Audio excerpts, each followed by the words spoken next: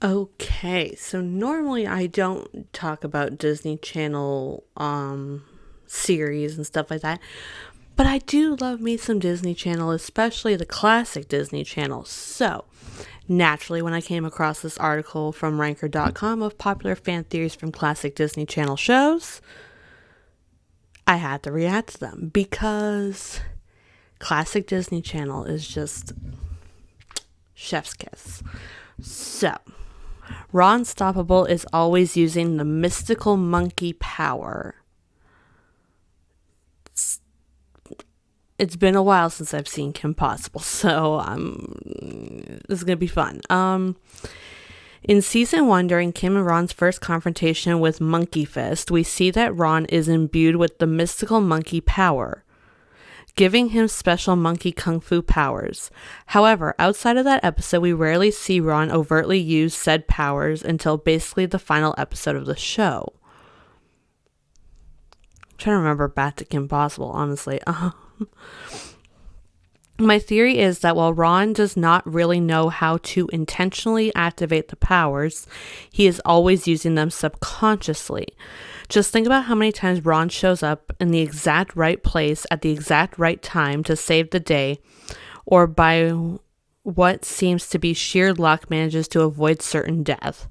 By all accounts, he does a great job as a sidekick. Shigo evenly admits as much when she separates them in a stitch in time. I'm gonna be honest, guys, it's been a while since I've seen that at all. I think the last time I saw a stitch in time was when it came out. For someone as seemingly unskilled and downright clumsy as Ron to be such a big help in fighting crime honestly doesn't make much sense, unless that is he has a mystical and unexplainable power giving him nudges at exactly the right time so he can manage to both stay alive and help Kim save the day.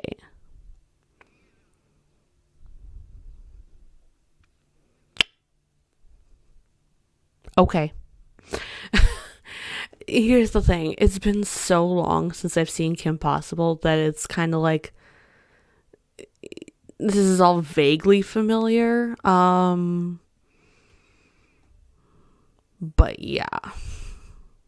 I do love Kim Possible. I do got to go back and watch Kim Possible again because I really do love it, but it's been a while since I've seen it. So the brain's a little fuzzy on it. So, Kim Possible is a super soldier, like from the MCU? Question mark? Is this an MCU crossover? This is all I gotta know. I have a fan theory that Kim and Jim and Tim, the Tweebs, were genetically altered. When the series starts, Kim is a sophomore, so about 15, 16, yet she has the athletic physique that's never really explained. We never see her working out. The only time we see her doing anything remotely close to normal exercising was in the episode Go Team Go when she was given Higo's powers. Okay, now I want to state that Kim is a cheerleader and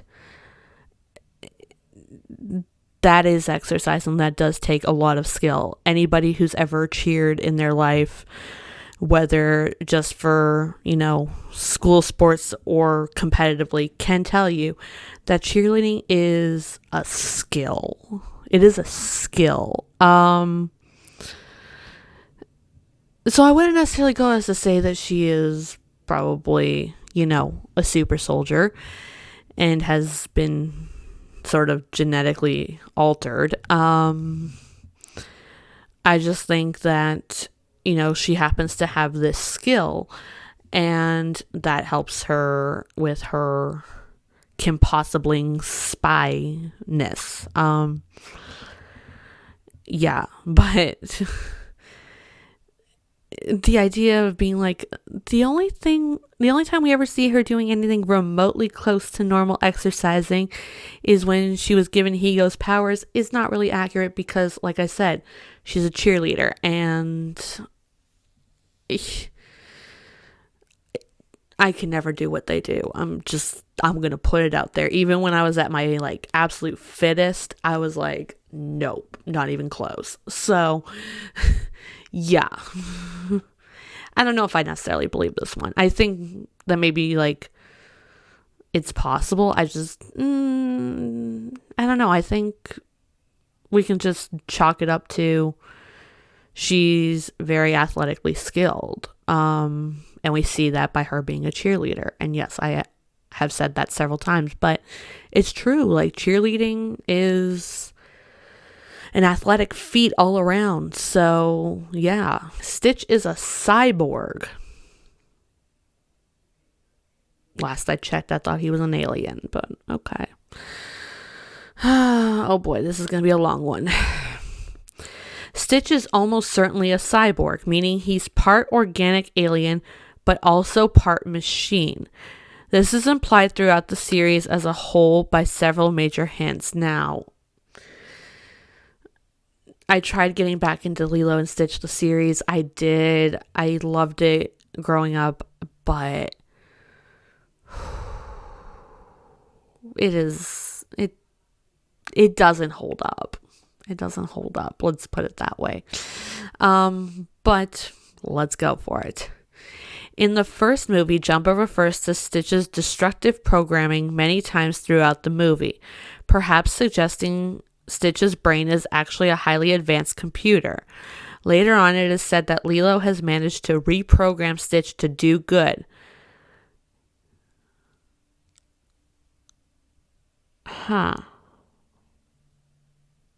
Vaguely familiar. Vaguely. Number 2.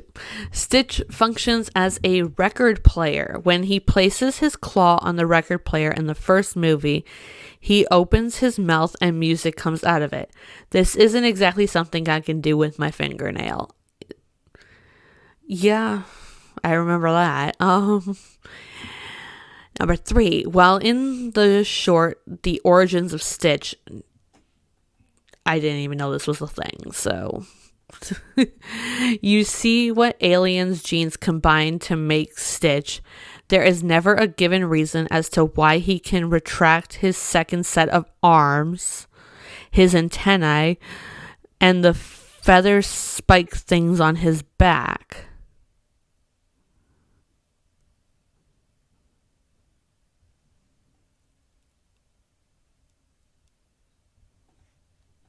We may be onto something. Number 4, in The Origins of Stitch, again, Jumba says his objective in creating Stitch was to outdo his own evil genius, almost in a slight nod to Hitchhiker's Guide to the Galaxy, in which the hyper-intelligent mice create deep thought to answer the question they cannot, meaning Stitch is created to do the evil Jumba cannot. That just went over my head in one ear out the other. I literally don't know what I just read. Number 5, Stitch's strength is very precise and notably unchanging. It is cited in the TV series that Stitch can lift 3,001 times his own weight, but not an ounce more. That's weirdly specific. This is demonstrated when Stitch lifts 2 bulldozers but collapses when a piece of paper is added on top of them. Must have been part of the series that I gave up on watching the second time around. Number 6, Stitch is also very dense. In fact, too dense to swim, as shown in the TV show. This would help support that certain components of Stitch are comprised of heavy metals. Number 7, Jumba says in the first movie that Stitch can think faster than a supercomputer. Yes, this is hard to quantify, and by saying Stitch thinks faster than a supercomputer implies slightly that he isn't one. Jumba seems vain enough to not reveal such a secret to the Galactic Council.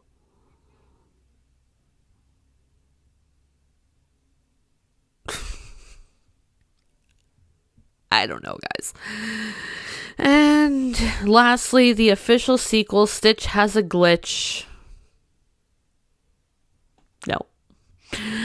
The evidence is in the title. The plot of the movie follows Stitch as he malfunctions and acts maliciously for short bits of time while his eyes glow green. It is said that his molecules are not charged enough, so by this notion, it's almost implied that Stitch is some sort of quantum computer. Now that I can believe.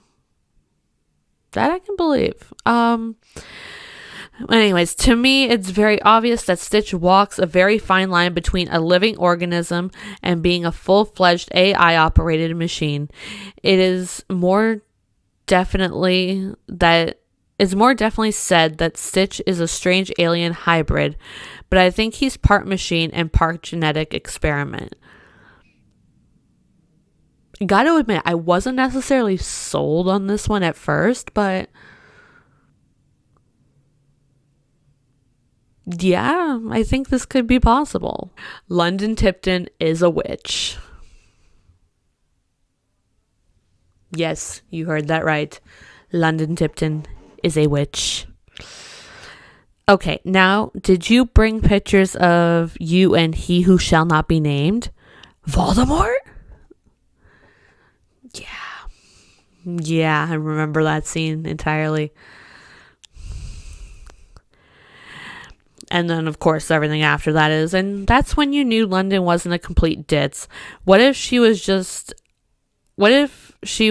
witch and she didn't understand the muggle world? That explains why she never saw her parents. They were probably too busy with their jobs at the ministry. London's a squib. But what if she wasn't? What if she actually had powers but hid them?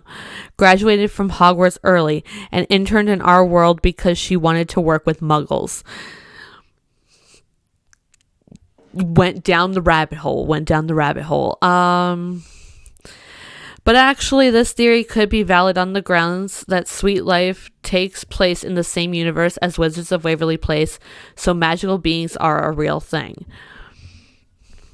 Yes. I don't know if I believe this one.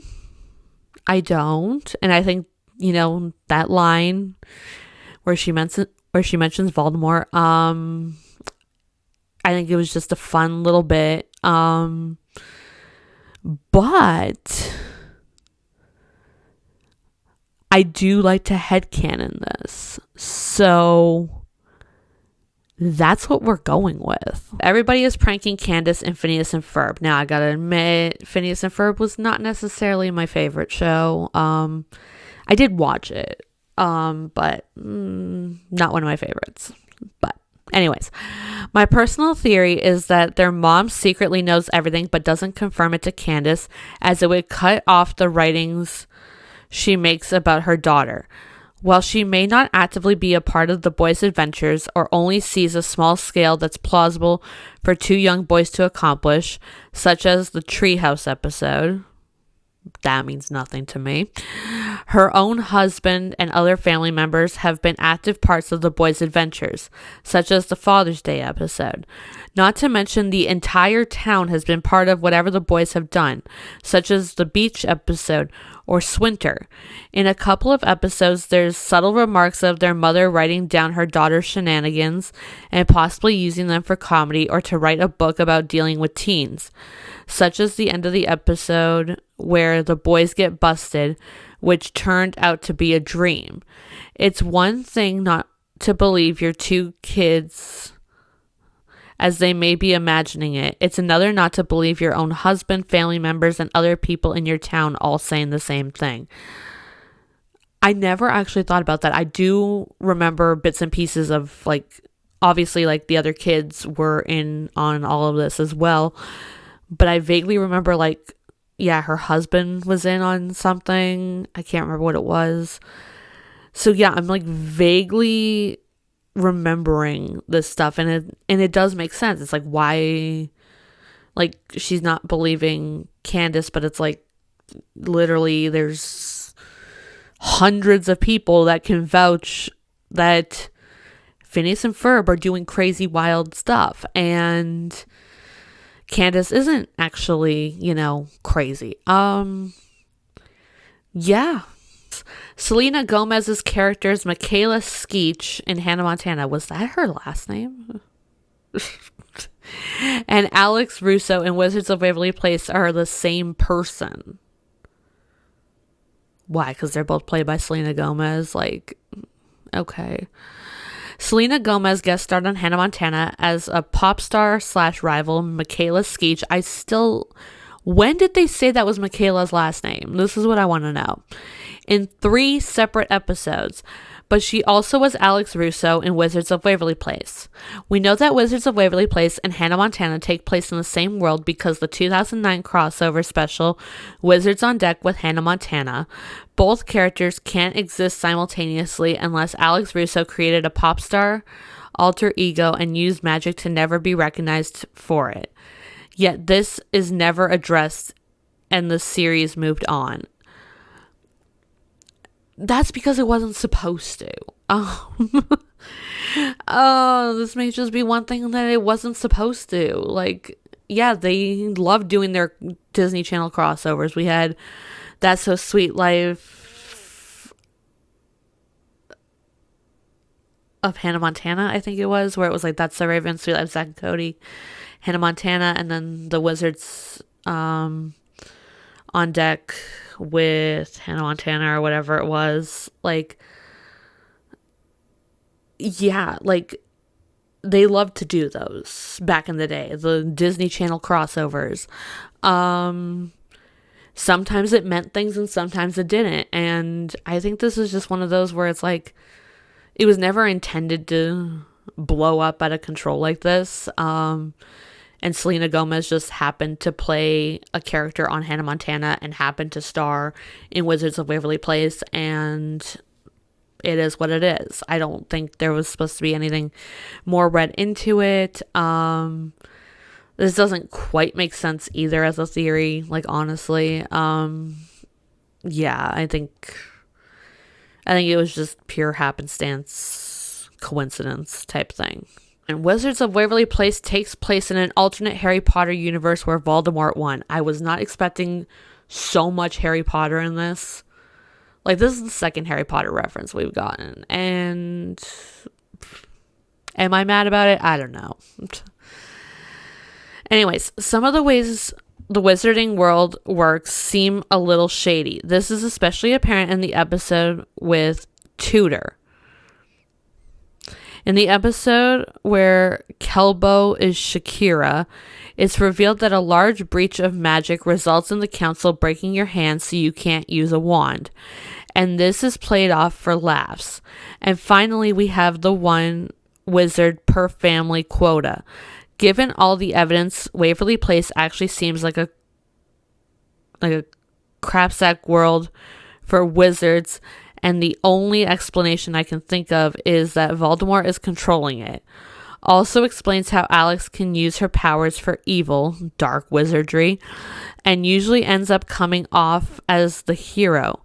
In fact, she displays a lot of rotten to the core qualities that Tom Riddle had. She just needs to have one of those incidents where I lured the bully into the cave, he never bothered me again. Perhaps Voldemort is not only controlling the Waverly Place universe, but he is also purposely guiding Alex to become the wizard of her family so she can be the next Death Eater. Y'all, this just went off the rails real quickly.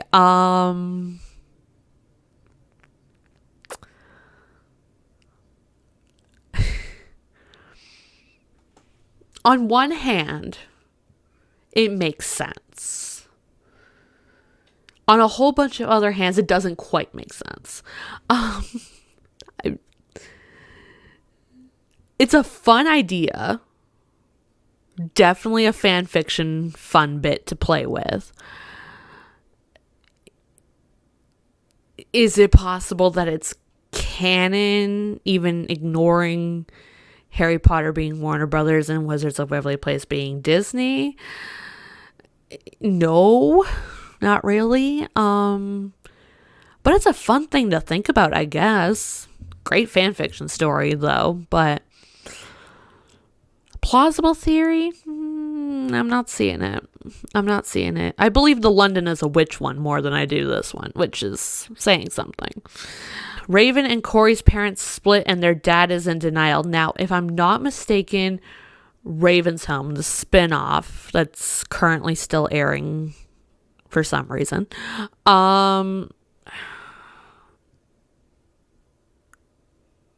doesn't, like, it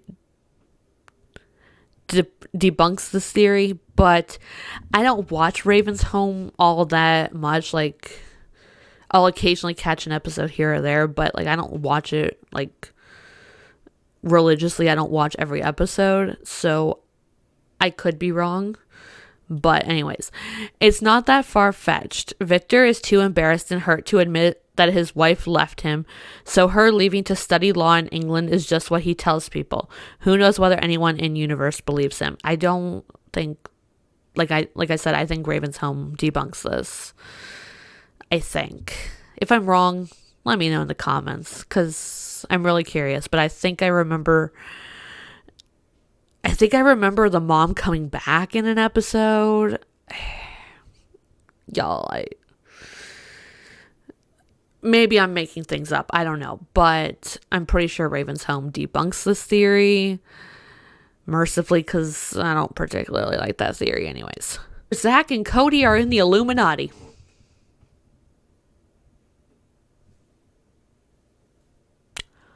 Why not? Some fans believe the word written on the chalkboard reads Illuminati.